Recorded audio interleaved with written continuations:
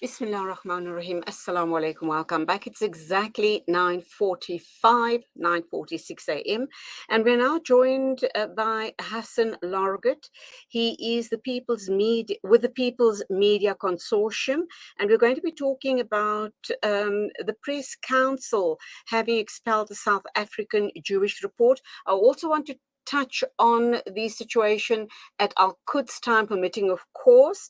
But let's first and foremost ask Hassen. I've always known him as being a social justice activist. I'm sure that his new role doesn't mean that he's moved away from social activism, but what exactly is the People's Media Consortium? Assalamu alaikum, welcome to you. Walaikum salam, and thanks for having me. No, the People's Media Consortium is basically an amalgamation of civil society groups that want to amplify their voice in the broader society. So I still work for the Benchmarks Foundation, which and head of media and policy there.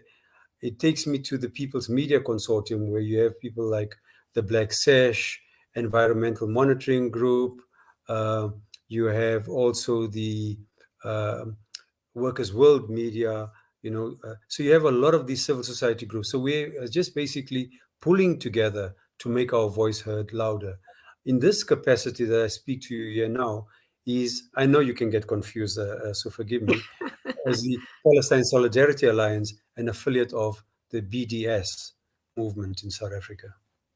Okay, let's go there first, because a few minutes ago I was talking with Abir Zayad in Jerusalem, and she just gave us an overview of what was happening at Al-Quds, the Al-Quds compound in Jerusalem itself, where hundreds of thousands of the Israeli occupiers marched. They had the flag flying day, and obviously it brought with it a lot of unrest. People were harassed, people were thrown in jail, people were hurt, etc., etc. Your comments on that situation? It's tragic because it takes me back to a year ago when we did a case of Professor Musa, and I think this station has so adequately covered that. As I said to you, I was very thrilled by you and the station and your program in particular making the call to Jerusalem and putting online, hot off the press, some kind of live feed about what's happening there. Now, as I was saying, that my view is that every radio station that cares about humans and human rights and international solidarity should be picking up the phone and asking what's happening there. But what they do, they hide away. They censor by omission. By not covering it, they think they are okay. They're not getting in controversy.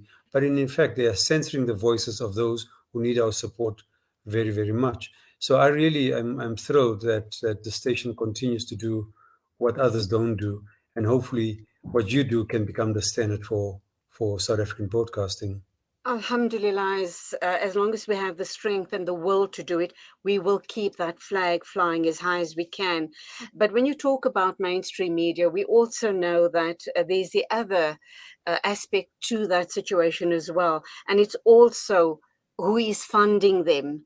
So that's the big question, is it not? Who's funding mainstream media?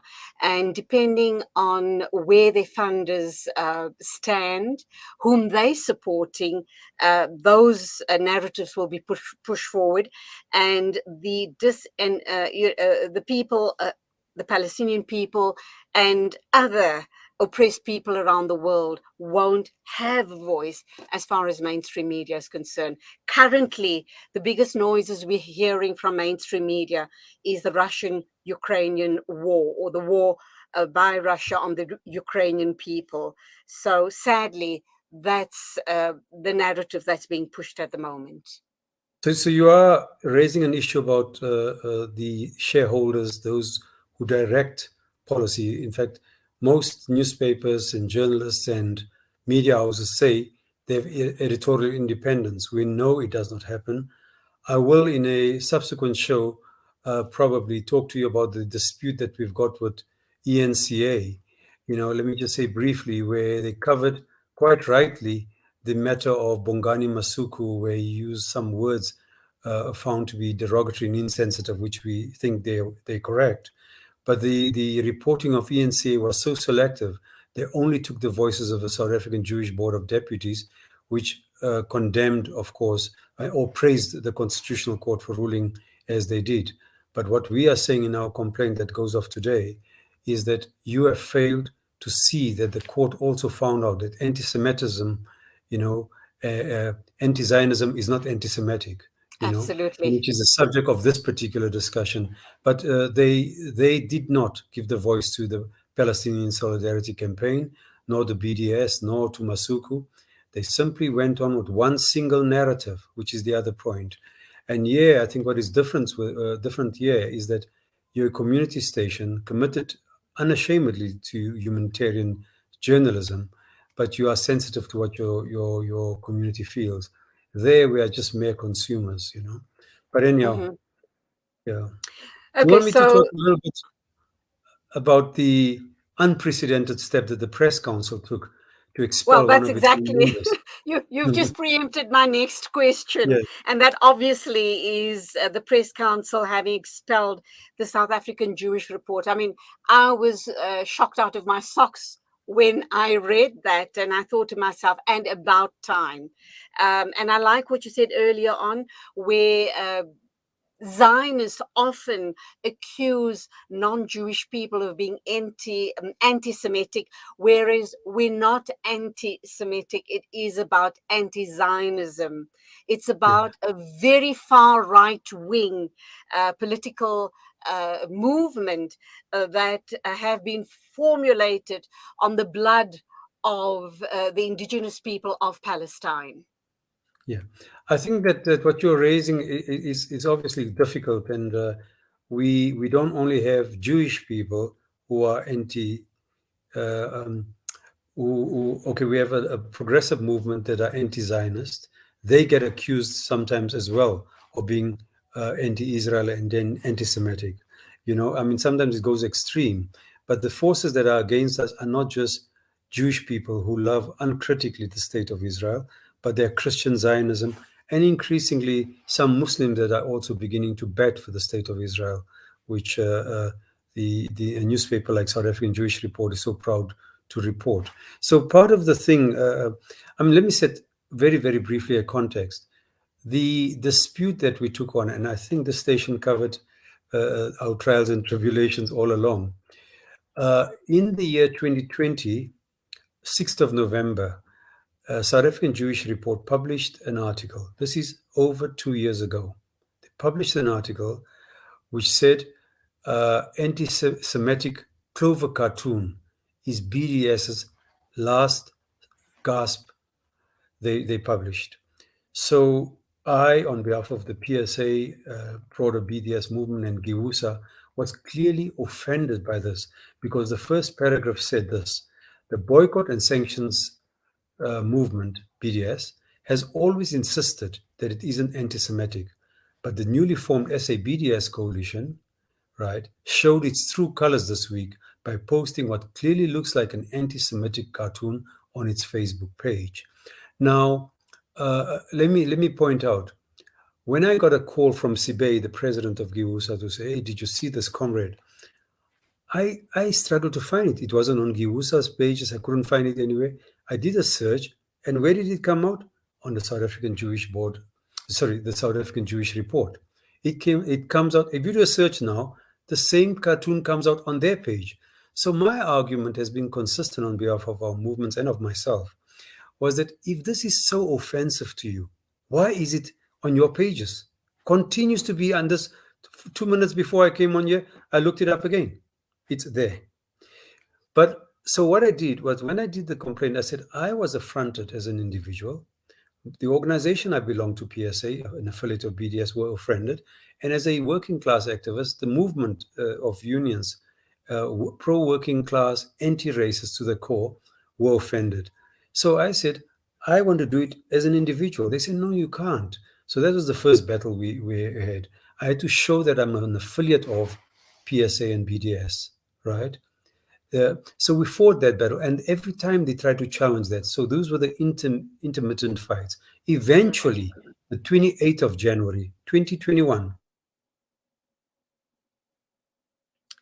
Okay, we seem to have lost Hassen there. His picture is just frozen. Let's try and reconnect with him. Please do bear with us. It would take literally a half a minute. We are talking to him about the Press Council having expelled the South African Jewish Report. And it is the amazing thing about all of this is that it is the first ever expulsion of a member after refusal to comply with Press Council rulings. So what are those rulings? Hassan's going to obviously outline it for us in the program. And what does this then mean going forward in terms of issues such as these that get raised from time to time? I know that the Press Council has gone on to say that it's a great pity that we've had to expel them, but we can't tolerate a member of the uh, of the press. Of the Press Council willfully refusing to obey rulings of the Press Ombud and the Chair of Appeals. Okay, let's see if we have reconnected with Hassan. Not as yet. The Press Council also goes on to say that it is a voluntary, co-regulatory, public-dominated body which inter alia mediates and adjudicates complaints against its members in terms of the press code. And rightly so. Otherwise, can you imagine what a free for all it would be? So, yes, the Press Council does play a crucial role in keeping the keeping journalists and publications particularly on their toes in terms of the way they report, factual reporting, keeping fake news out of their front pages, and more importantly, obviously, like I say, factual reporting. I've just been given the thumbs up. Hassan is back online. Hassan, salam alaikum, welcome back. Can you hear me loudly and clearly? Sorry about that. No Yeah, worries. Am I talking with you telephonically now? That's right. Yeah. Okay, so can you pick up from where? No worries, no worries. Can you pick up from where you left off, please? Yeah. So what I said, eventually, amongst the intermittent skirmishes that individuals can't represent, etc., and an affiliate can't fight for the body, the mother body that's been insulted. Eventually, the matter got heard on the 28th of January 2021. Of course, the times of COVID. It was online, and they looked at the papers. There's a lot of paper arguments. But the presiding judge basically ruled there's a sanction that the Jewish report is directed to apologize to the SABDA's coalition for portraying both in the headline and the story that the cartoon was anti-Semitic, and in the process labeling them as anti-Semitic. Now, that was the judgment. And then, of course, predictably, the South African Jewish Report took the matter on appeal. This was heard on the 8th of March, 2021, before appeal judge Bernard Nwete, right?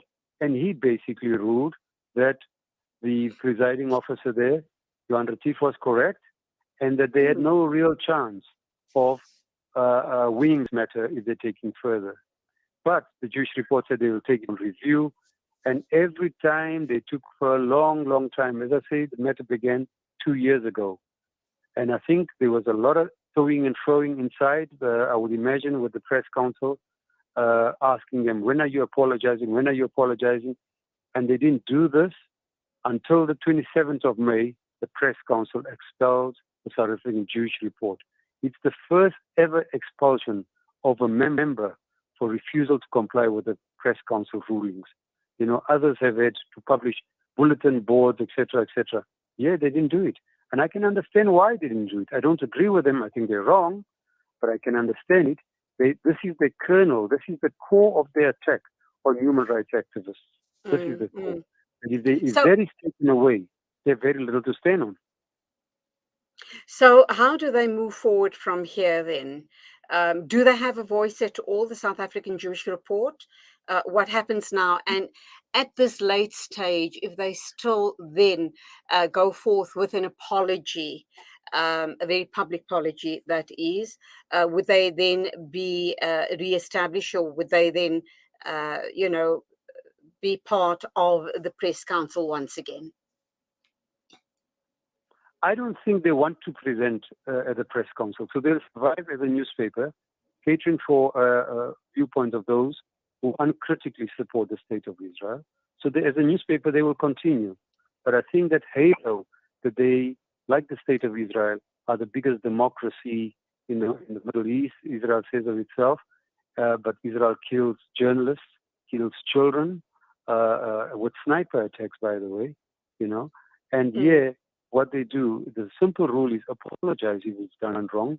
You found out, and then you could belong to the family of journalists they put.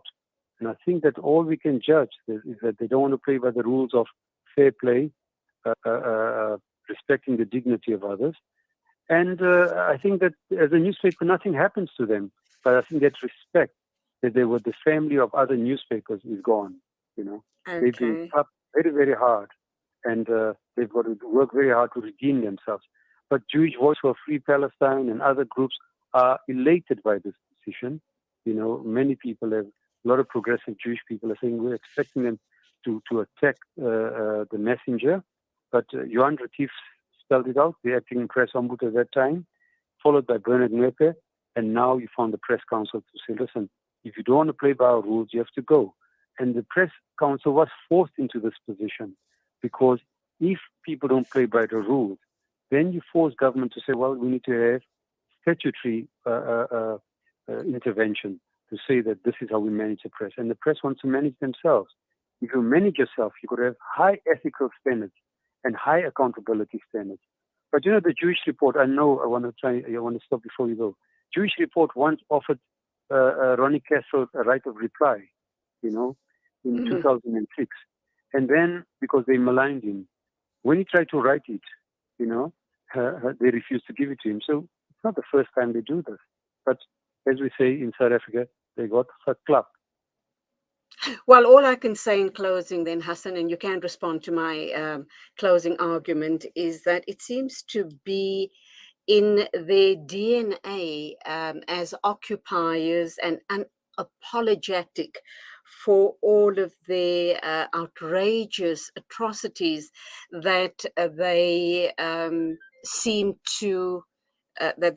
to perpetrate on helpless, innocent people, very especially women and children in Palestine.